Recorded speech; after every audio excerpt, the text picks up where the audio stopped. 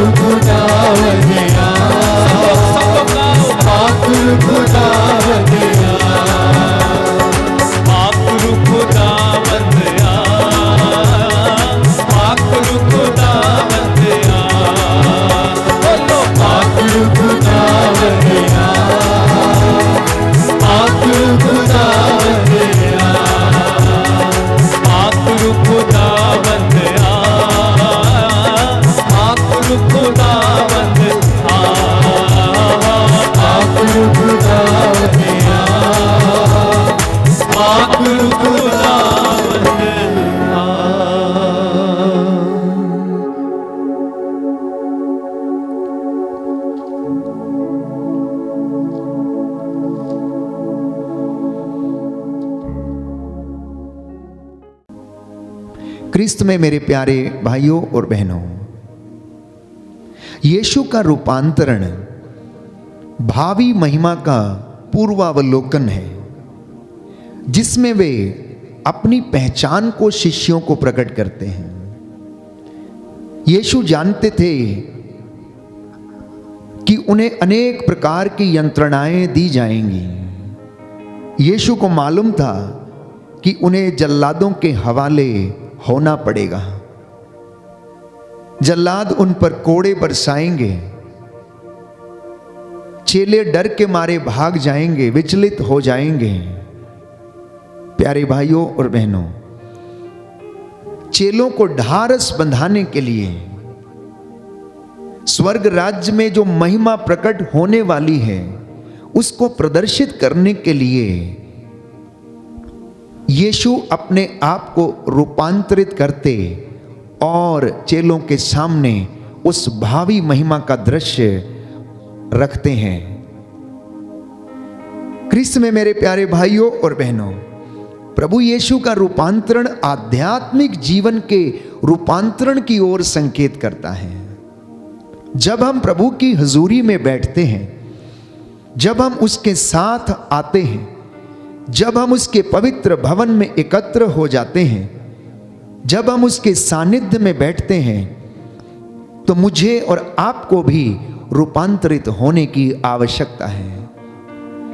हमारी spiritual life में transformation होने की आवश्यकता है।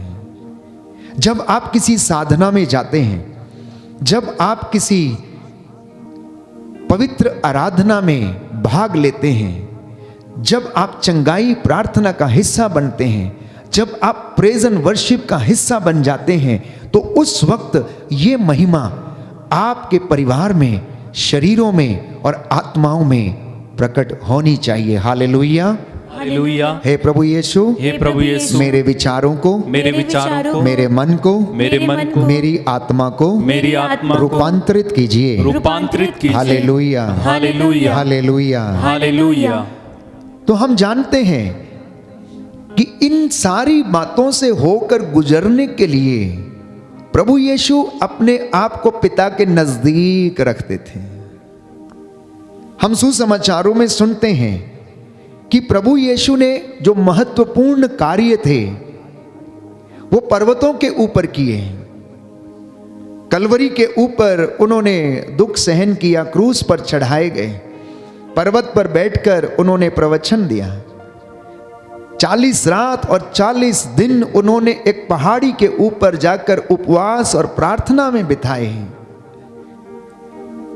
अगर उनकी सेवकाई में हम देखें तो ईसा आदत के अनुसार कहां जाते थे? एकांत में पहाड़ी पर चला जाया करते थे। और सुसमाचारों में हम देखते हैं कि ईसा अधिकांशता पहाड़ों पर रहते हैं, पहाड़ी पर रहते हैं। क्या करने के लिए? प्रार्थना करने के लिए, एकांत में रहने के लिए। पहाड़ी पर होना इस बात की ओर संकेत करता है, क्योंकि पहाड़ ऊंची जगह पर है तो हम पिता के नजदीक रहते हैं, ईश्वर के नजदीक रहते हैं। एक इंसान जब वो पहाड़ पर चढ़ता, ऊंचाई पर जाता है, तो उसे इस बात का अनुभव होता है कि वो आसमान के नजदीक है, वो ईश्वर के नजदीक है। आध्यात्मिक जीवन में जब हम बढ़ने लगते हैं तो हमें भी यही आभास होता है। इसलिए स्तोत्रकार प्यारे भाइयों और बहनों, वचन में हमें बताता है कि मैं अपनी आंखें पर्वतों की ओर उठाता हूं, मैं अपनी आंखें पर्वतों की ओर उठाता हूं, क्योंकि मेरी सहायता उन पर्वतों से आती है। क्योंकि उन पर्वतों पर जो ऊंचे शिखरों पर हैं और उसके ऊपर परमेश्वर विराजमान है, वो मुझे सहायता देता है। इसलिए प्रभु यीशु आदत के अनुसार पहाड़ी पर एकांत में प्रार्थना करने के लिए जाते थे। तो एक सुंदर गीत है प्यारे भाइयों और बहनों, मैं आपके साथ इस गीत को गाना चाहता हूं प्रभु की महिमा के लिए, और प्रभु उसमें हमें आशीष और बरकत प्रदान करे।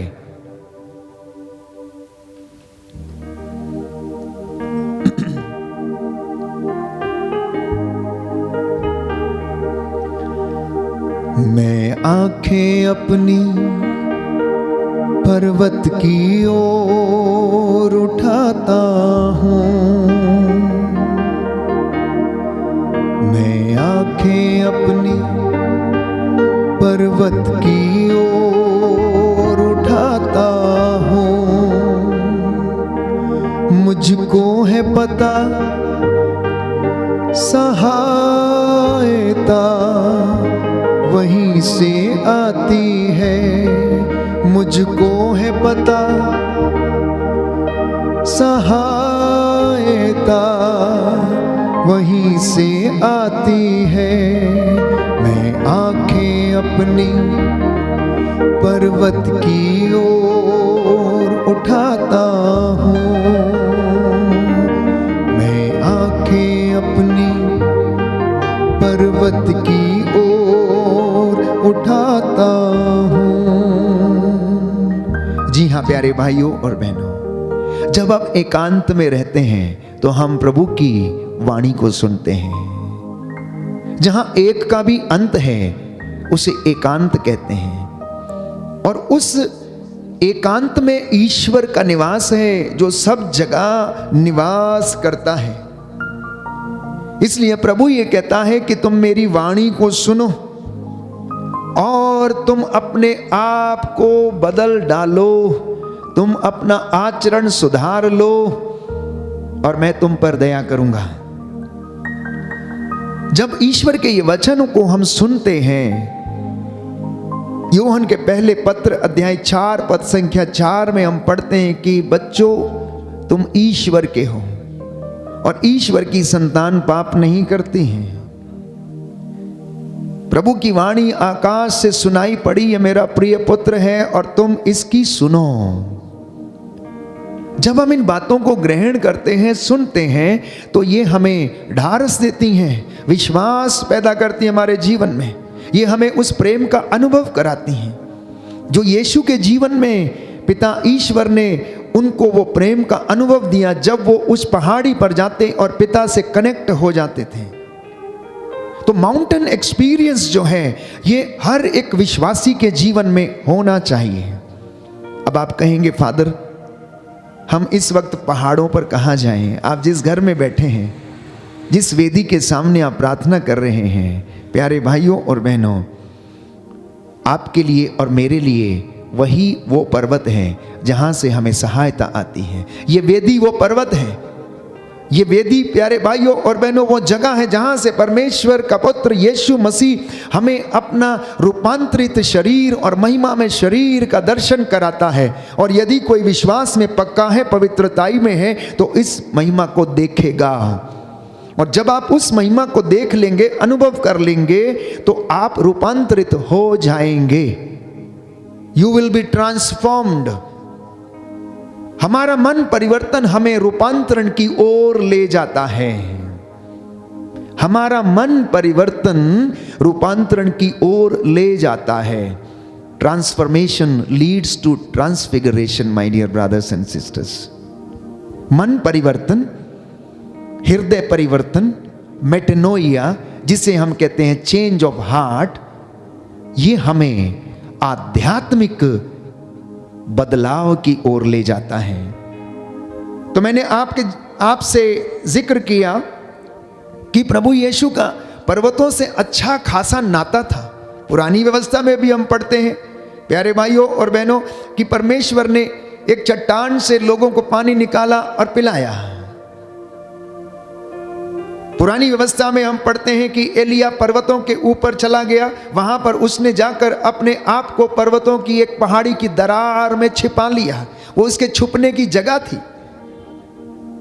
स्तोत्रकार कहता है कि मेरी छिपने की जगह तू है, मैं कहां जाऊं? पाताल में जाता हूं तू वहां है, पर्वतों पर जाता हूं तो तू वहां है, यदि मैं समुद्र में छिप जाऊं तो तू वहां है, बादलों में चढ़ जाऊं तो तू वहां है, तू सब जगह है, मैं कहां जाकर अपने आप को छिपाऊं। तो यीशु के जीवन में जो महत्वपूर्ण घटनाएं थी प्यारे भाइयों और बहनों, वो गतसमनी बाग में पहाड़ी के ऊपर हुई। यीशु का रूपांतरण पहाड़ी के ऊपर हुआ। यीशु ने 40 रात और 40 दिन उपवास किया, वो पहाड़ी पर किए। क्रूस की यात्रा एवं जो बलिदान थी कलवरी के पहाड़ पर हुई और अपने चेलों को जो महिमा दिखाई वो उन्होंने पर्वत के ऊपर दिखाई। तो मैंने आपसे कहा कि यीशु ने अपनी आने वाली जो महिमा थी उसको रूपांतरण के जरिए चेलों के बीच में प्रकट किया।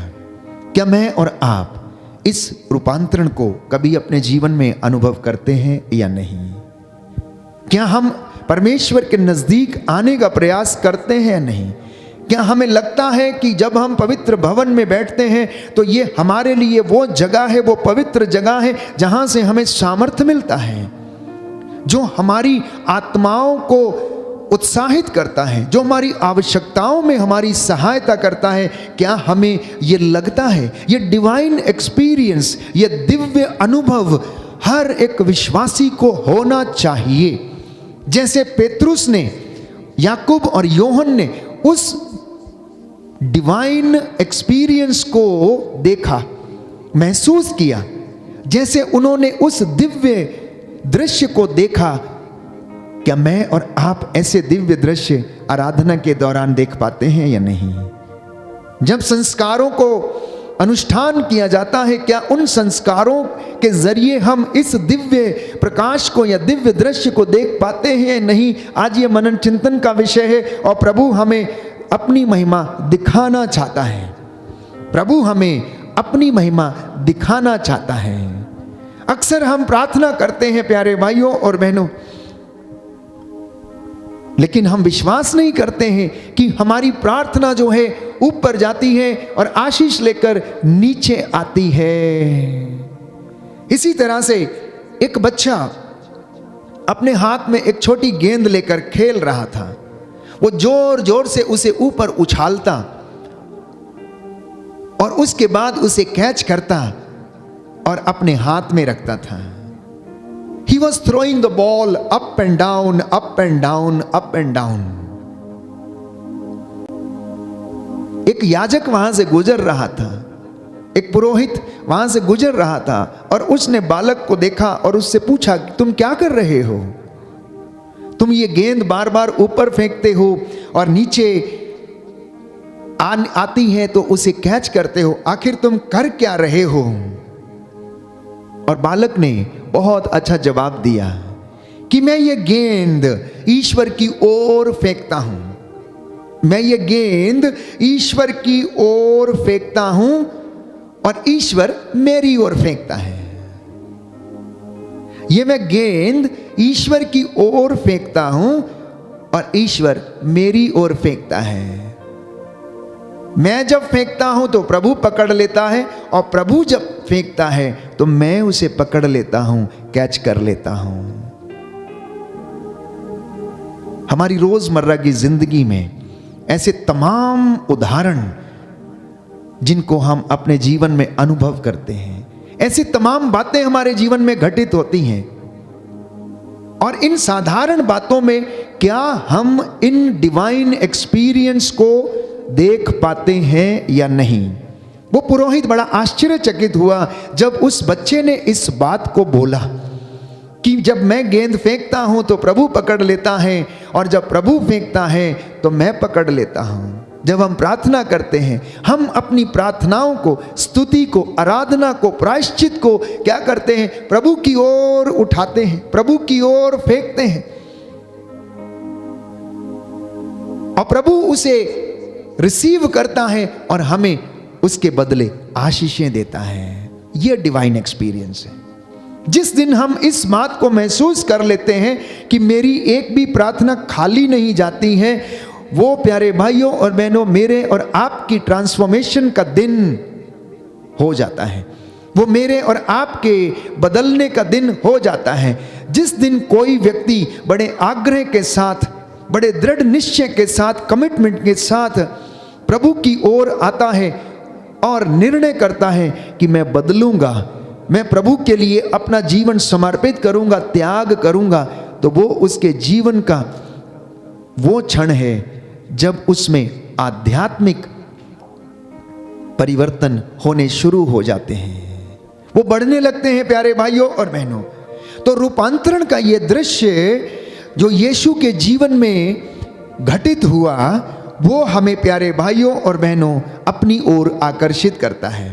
तो मैंने कहा कि mountains are the symbols of being close to God. पर्वत परमेश्वर के नजदीक होने की ओर संकेत करते हैं। मत्ती के सुसमाचार अध्याय 4 पद संख्या 8 में हम पढ़ते हैं कि यीशु मसीह को प्रलोभन दिया गया पर्वत के ऊपर। यीशु मसीह ने अपना पर्वत प्रवचन दिया। मत्ती के सुसमाचार अध्याय 5 पद संख्या 1 में हम पढ़ते हैं, यीशु मसीह ने गलील की झील के किनारे जो पर्वत था, हम पढ़ते हैं मत्ती के 15वें अध्याय पद संख्या 29 में कि प्रभु ने वहां पर एक व्यक्ति को चंगा किया। मत्ती के अध्याय 17 पद संख्या 1 में हम पढ़ते हैं कि यीशु मसीह ने अपने आप को रूपांतरित किया और चेलों को अपनी महिमा दिखाई। मत्ती के सुसमाचार अध्याय 24 पद संख्या 3 में हम पढ़ते हैं कि यीशु मसीह ने अंतिम शिक्षा का जो डिस्कोर्स था वो पर्वत पर दिया। मत्ती के सुसमाचार अध्याय 27 पद संख्या 33 में हम पढ़ते हैं कि यीशु मसीह प्यारे भाइयों और बहनों कलवरी के ऊपर अपने प्राणों को निछावर कर देते हैं। मत्ती के सुसमाचार अध्याय 28 पद संख्या 16 में हम पढ़ते हैं कि यीशु मसीह अपने फाइनल मैंडेट को गलील के पर्वत के ऊपर देते हैं। और इतना ही नहीं, रूपांतरण के समय पर्वत के ऊपर उन्होंने मूसा और एलिया से बात की। मूसा जो व्यक्ति था जिसके द्वारा नियम इजरायलियों को दिए गए थे, वो नियम पर्वत सिनाई पर उसे मिले। प्रभु ईश्वर मूसा से पर्वत पर मिलने आया करता था।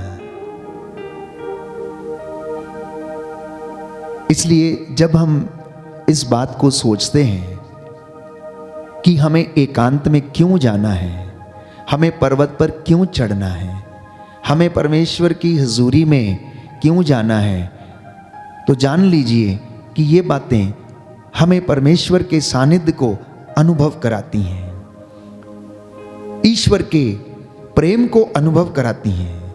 वो हमें ईश्वर के नजदीक होने का आभास कराती हैं। If Moses was a man of law, then Elijah was the man of Mount Carmel. और यीशु मसीह He was the man of all the mountains. अगर यीशु मसीह, अगर मूसा नियम देने वाला व्यक्ति था, तो प्यारे भाइयों और बहनों एलिया कार्मेल पर्वत का व्यक्ति था। और अगर ये दोनों पर्वतों के व्यक्ति थे, तो प्यारे भाइयों और बहनों यीशु मसीह सभी पर्वतों का व्यक्ति था, क्योंकि उसके सारे काम जो थे वो प्यारे भाइयों और बहनों प्रभु ने पर्वतों पर संपन्न किए, क्योंकि वो पर्वतों पर परमेश्वर से जुड़ा रहता था। वहां से उसे सामर्थ्य मिलता था। पवित्र आत्मा से वो सामर्थ्य से वहां से भरकर आते थे, अपने आप को उत्साहित प्रोत्साहित करके रिचार्ज करके वो लौटते थे और उसके बाद वो सेवकाई किया करते थे। इन बातों को करने के लिए हमें किस चीज की आवश्यकता है? हमें पवित्र आत्मा में चलने की आवश्यकता है, पवित्र आत्मा के सामर्थ्य में रहने की आवश्यकता है। तो गलातियों के पत्र अध्याय 5 पद संख्या 16 में हम पढ़ेंगे कि आप लोग आत्मा की प्रेरणा के अनुसार चलेंगे तो शरीर की वासनाओं को तृप्त नहीं करेंगे, तब आप आत्मिक बातों में बढ़ने लगेंगे। क्योंकि जो व्यक्ति इन बातों के अनुसार जीवन व्यतीत करता है वो आत्मा की प्रेरणा से चलता, लेकिन जो सांसारिक जीवन में रहता है वो संसार की वासनाओं को तृप्त करने की कोशिश करता है। क्योंकि बाइबल हमें बताती है अगले वचन में, शरीर तो आत्मा के विरुद्ध इच्छा करता है और आत्मा शरीर के विरुद्ध, ये दोनों एक दूसरे के विरोधी हैं। इसलिए आप जो चाहते हैं नहीं कर पाते हैं। हम प्रार्थना करना चाहते हैं, नहीं कर पाते हैं। क्यों? क्योंकि हमारा शरीर करने नहीं देता है। हम थकावट महसूस करते हैं। हमारे रिश्ते लोगों के साथ हैं, हम उनके साथ समय बिताना चाहते हैं। हम प्रार्थना में नहीं जाना चाहते, हम एकांत में नहीं जाना चाहते। अगर आज इंसान अपनी ही रोज की जिंदगी पर नजर डाले तो वो कभी भी अपने आप को एकांत में नहीं पाता है। वो मोबाइल के जरिए आज वर्चुअल वर्ल्ड में रहता है। 2-2 घंटे, 3-3 घंटे, 4-4 घंटे रात को 1-2 बजे, 3 बजे तक फोन पे लगा रहता, बातचीत करता रहता है। तो एकांत का समय कहाँ है? परमेश्वर से जुड़ने का समय कहाँ है? परमेश्वर की हुजूरी में आने का समय क्या है? हमारी आज की ये पूरी दुनिया वर्चुअल वर्ल्ड में रहती है। विज्ञान ने जितनी तरक्की की है, जितनी इसकी खूबियां हैं, उससे कई गुना ज्यादा संसार में इसके द्वारा हानियां भी हुई हैं। लोगों का जीवन आज प्यारे भाइयों और बहनों वर्चुअल वर्ल्ड बन चुका है। रिश्ता टूटता जा रहा है। हम लोगों से मिलना पसंद नहीं करते हैं। आत्मा की प्रेरणा में हम चल नहीं पाते हैं। आत्मा की प्रेरणा में चलने का अर्थ क्या है? आत्मा की प्रेरणा में चलने का अर्थ है कि पवित्र आत्मा में जीना, पवित्र आत्मा में चलना, अपनी आंतरिक जीवन को पवित्र आत्मा को समर्पित करना, पवित्र आत्मा से दिशा निर्देश ग्रहण करना, पवित्र आत्मा से परामर्श लेना। इससे तात्पर्य यह है कि ऐसा जीवन व्यतीत करना जो पवित्र आत्मा से जुड़ा रहता है, क्योंकि पवित्र आत्मा चलाता है, पवित्र आत्मा दिशा निर्देश देता है, पवित्र आत्मा परामर्श देता है। और अगर यीशु मसीह ईश्वर से जुड़े रहे तो वो केवल इसलिए क्योंकि पवित्र आत्मा उन पर छाया रहता था। पवित्र आत्मा उन्हें सामर्थ्य देना चाहता था, इसलिए वो उन्हें प्रेरणा देता था, यीशु उठो और जाओ पिता के पास, वहां से तुम्हें सामर्थ्य मिलेगा, वहां से तुम इन सारी चीजों को सहन कर लोगे। प्यारे भाइयों और बहनों, जब गेत्सेमनी बाग में यीशु प्राण पीड़ा सह रहे थे, औंधे मुंह होकर प्रार्थना कर रहे थे, वहां पर बाइबल हमें बताती, यूहन्ना के सुसमाचार में एक स्वर्गदूत आया और उन्हें ढारस बंधाने लगा। अब बाइबल इस बात को स्पष्ट करती है कि ईश्वर अपने भक्तों के पास डेरा डालता है। यीशु मसीह आत्मा से परिपूर्ण थे, आत्मा की अगुवाई में चलते थे, आत्मा के दिशा निर्देश में चलते थे। इसलिए बाइबल कहती है बपतिस्मा के तुरंत बाद आत्मा यीशु को पहाड़ी पर ले गया और वहां पर शैतान ने उन्हें प्रलोभन दिया। तो पवित्र आत्मा यीशु के द्वारा महान चिन्ह और चमत्कार प्रकट करता था और यीशु मसीह अंधों को आंखें देते, लंगड़ों को चलाते। अब प्यारे भाइयों और बहनों, पवित्र आत्मा जब बपतिस्मा के दौरान उनके ऊपर आकर उतरा, स्वर्ग राज्य से वाणी सुनाई पड़ी, ये मेरा प्रिय पुत्र है, मैं इससे अत्यंत प्रसन्न हूं, तुम इसकी सुनो। तो परमेश्वर की हुजूरी में रहने के लिए पवित्र आत्मा की प्रेरणा में चलना अनिवार्य है। तो इसलिए 3 बातें जिससे पता चलता है कि हम पवित्र आत्मा से संचालित हैं, वो ये है कि एकांत में बैठना और प्रभु के साथ जुड़ जाना, मतलब प्रार्थना करना। दूसरी बात, वचन को अपने हृदय में रखना, वचन को अपने हृदय में रखना और वचन से अगुवाई प्राप्त करके आगे बढ़ना। तीसरी बात, आज्ञाकारी बनना और वचन के श्रोता ही नहीं बल्कि उसके पालनकर्ता भी बनना।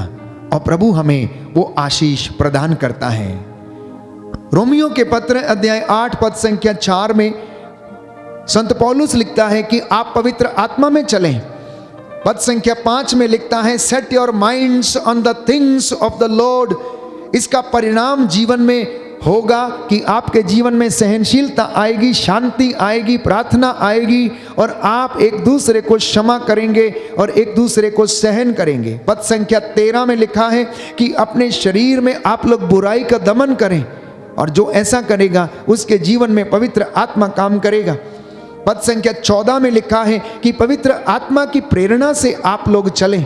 पद संख्या 15 से 17 में लिखा है कि पिता के प्रेम को आप लोग पहचाने, कि जैसे उसने, यीशु कहता, मुझे प्रेम किया है वैसे ही मैं भी तुम्हें प्रेम करता हूं। ईश्वर के प्रेम को पहचानना, यीशु मसीह के प्रेम की लंबाई, चौड़ाई और गहराई को जानना और उसे अनुभव करना, ये तब हो सकता है जब हम इस पवित्र पर्वत के नजदीक आते हैं, इस वेदी के जब नजदीक आते हैं जिस पर स्वयं वो विराजमान है इस संस्कार के रूप में, रोटी के रूप में, तब हमें ये दिव्य दृश्य दिखेंगे, तब हमें डिवाइन एक्सपीरियंस मिलेगा। इसलिए प्यारे भाइयों और बहनों, जब भी मौका मिलता है पवित्र भवन में उपस्थित होकर प्रभु के मंदिर की ओर चले जाना, प्रभु के पर्वत की ओर चले जाना, और वहां पर हम लोगों को दिव्य दर्शन होंगे और प्रभु हमें अपनी महिमा प्रकट करेगा। रोमियो के पत्र अध्याय 8 पद संख्या 22 से 25 में लिखा है कि आप लोग पवित्र आत्मा में विश्वास करें। पद संख्या 26 से 28 में संत पौलुस कहता है कि आप पवित्र आत्मा में रहकर प्रार्थना करें, क्योंकि हम नहीं जानते कि हमें किस तरह प्रार्थना करनी चाहिए। हम अपने हिसाब से स्तुति करते हैं, आराधना करते हैं, गीत गाते हैं, वचन बोलते हैं, लेकिन प्रार्थना करना पवित्र आत्मा सिखाता है। जब हम प्रार्थना करते हैं, पवित्र आत्मा में रहते हैं, तो वो हमारे आंतरिक मनुष्य को दृढ़ता प्रदान करता है, वो हमारे आंतरिक मन को मजबूत करता है, वो हमारे आंतरिक मन को पवित्रताई प्रदान करता है, वो हमारे आंतरिक मन को आशीष देता है, हमारे आंतरिक मन को प्रेम से भर देता है।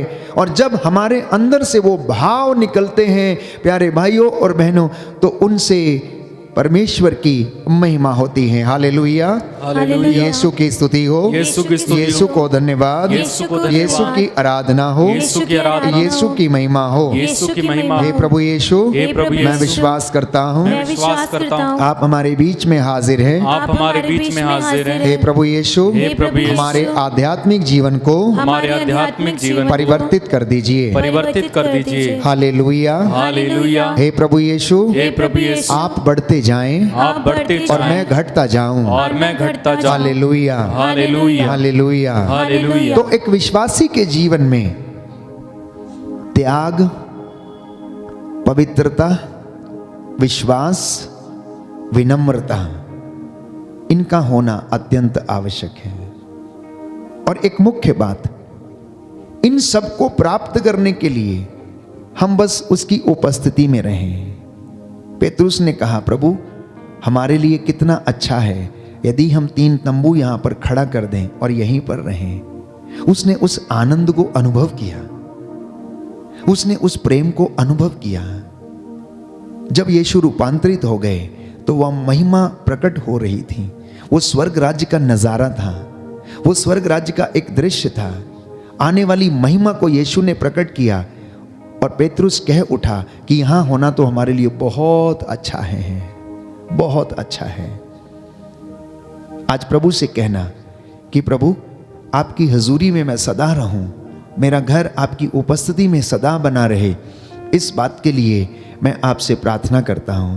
प्रभु तेरी महिमा मेरे बच्चों के जीवन में प्रकट हो जाए। आप में से बहुत सारे लोग इस वक्त प्रार्थना कर रहे होंगे जो शायद पीड़ित हैं, कष्ट में हैं, उलझे हुए हैं। तो प्रभु से प्रार्थना करना, वो आपको शांति देगा। आज का दिन इसके लिए धन्यवाद देना, प्रभु हमारे जीवन में अपनी महिमा प्रकट करे। आइए हम प्रभु से प्रार्थना करें, पूरे दिन के लिए धन्यवादित हो जाएं और प्रभु से कहें कि प्रभु आप बढ़ते जाएं और मैं घटता जाऊं। प्रभु मुझे भी एकांत में बैठने का सामर्थ्य दीजिए, मुझे अपनी हजूरी में आने के लिए प्रेरणा दीजिए।